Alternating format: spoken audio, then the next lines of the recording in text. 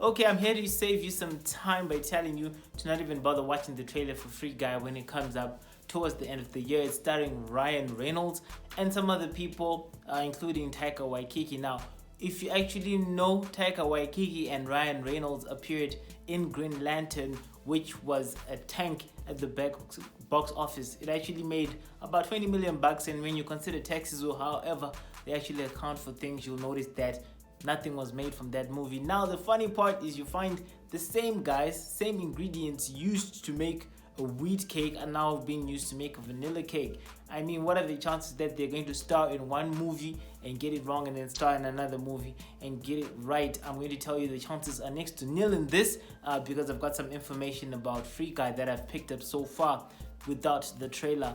Now, if you actually look at the behind the scenes footage, these guys actually gave some other people, like IGN and the likes, a look at the trailer and a look at some of the footage.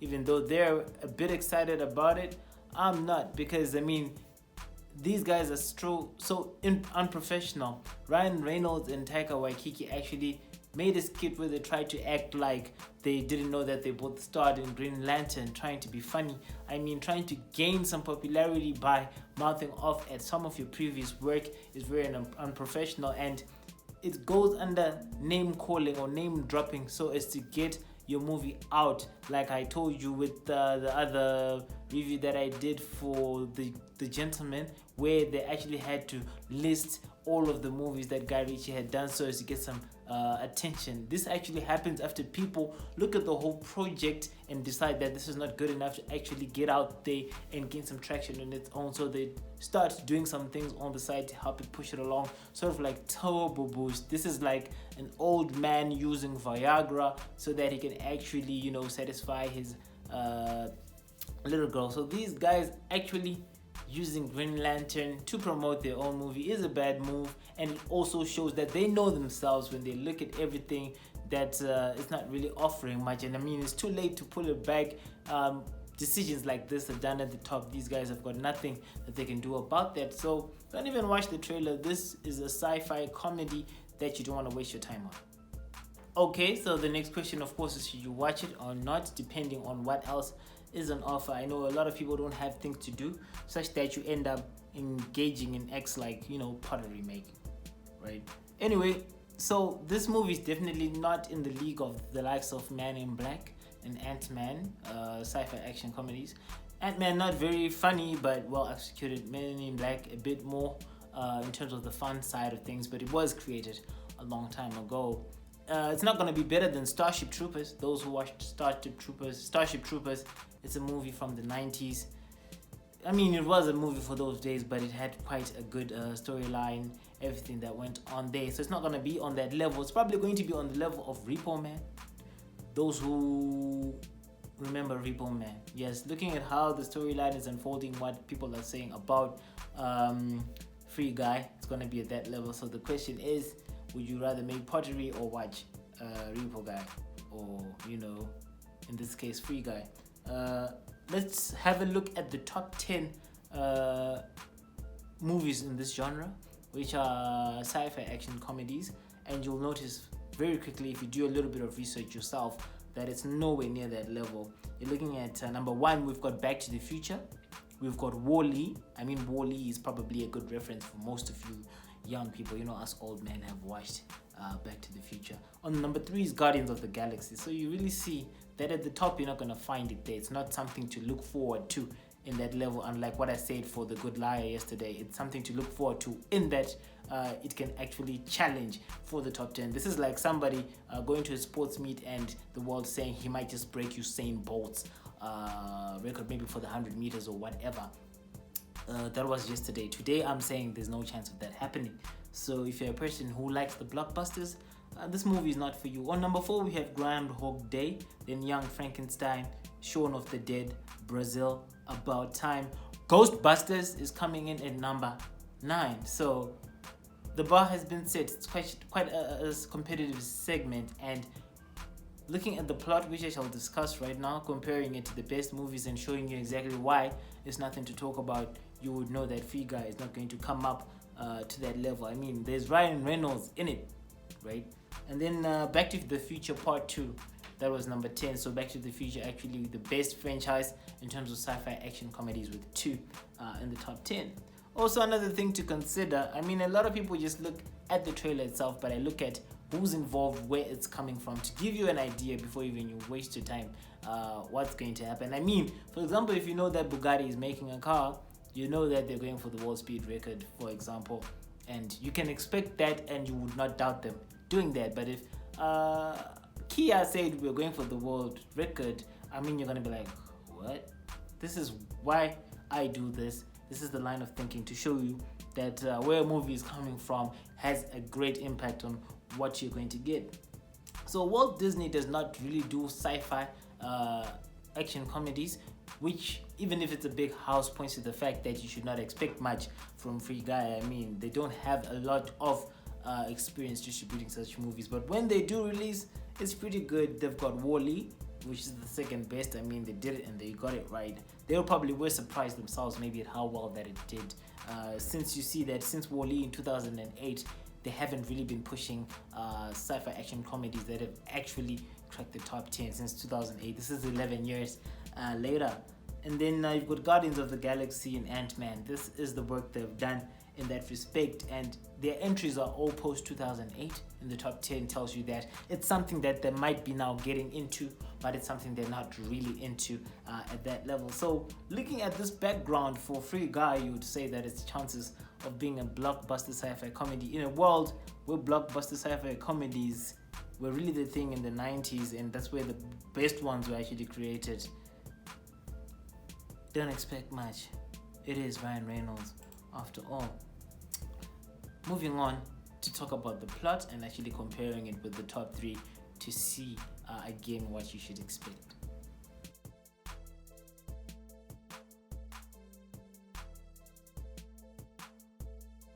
What is potentially the biggest problem with this movie is the director, Shawn Levy. Alright, I said I'm gonna go to the plot, but I skipped that. Shawn Levy, right? He's the jack of all trades in the industry, but master of no movies. This guy does everything from acting, directing, producing, whatnot. But in terms of actually directing a movie, he has not done that in about 6 years. And the movies that he's actually worked on are nothing to talk about.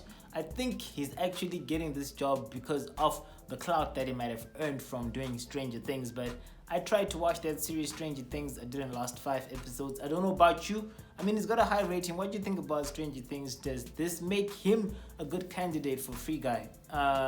Let me know in the comments below. But these are the movies that he has done.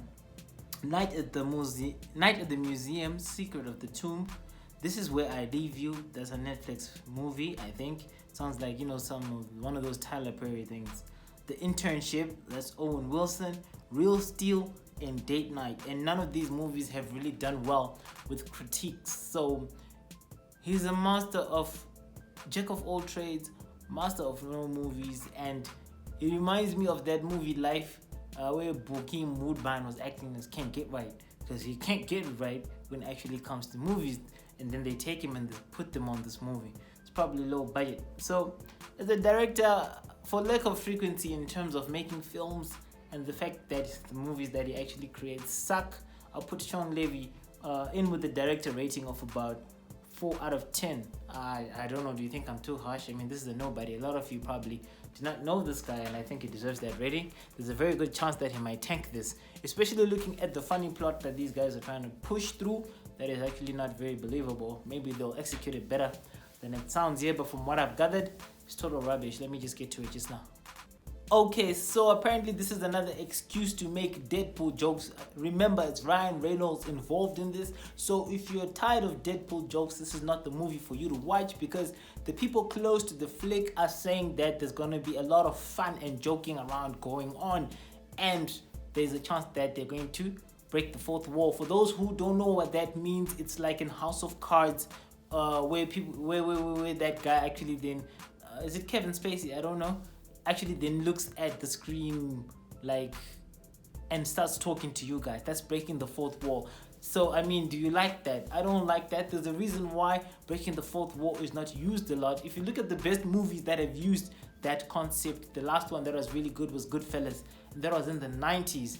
And after that, it was Deadpool, rated okay, but not a blockbuster. There's a reason why people don't do that. We don't want to act like we're in the movie. I mean, it's so unnatural and it just kills the whole vibe of the flick. That's why many movies are made successfully, with billions being made by not breaking the fourth wall. It looks like these punks are gonna do it. So imagine now in Free Guy, this guy is gonna go from being a background character to some shaky code, making him come to the foreground of that game, and then he comes from there and he breaks the fourth wall and starts talking to you guys. I'm like, what? Isn't this too much rubbish in one movie? And let me know what you think, but I think this is actually pretty stupid. I hope he actually doesn't do that, because at that point I'm going to take my remote, throw it out the window, then switch the TV off via switching off the plug at the wall socket.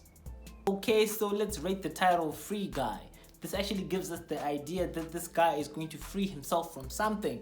I mean, he's already been not really freed from the background character since the code is changed to be a playable character, but I think he's going then to look to free himself from the video game world, which is said to actually be going offline at some point. So maybe that's where the Free Guy part is going to come up. We're actually going to see this guy moving from the background to being a playable character to breaking through the fourth wall, then breaking out the video game and going to mess up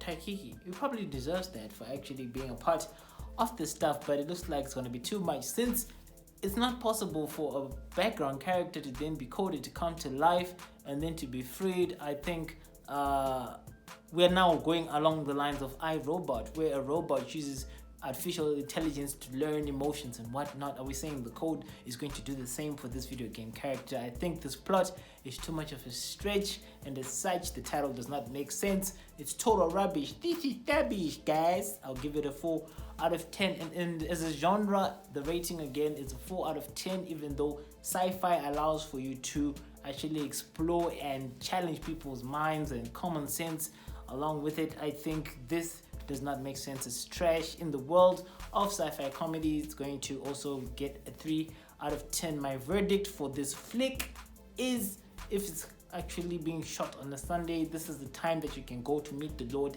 at church and actually, build your life with God. This is not worth bunking your church sessions for. This is not worth not meeting your girlfriend or boyfriend. This is not worth not going to your kids' game. This is not worth not taking your dog out for a walk. This is not worth you just not sleeping.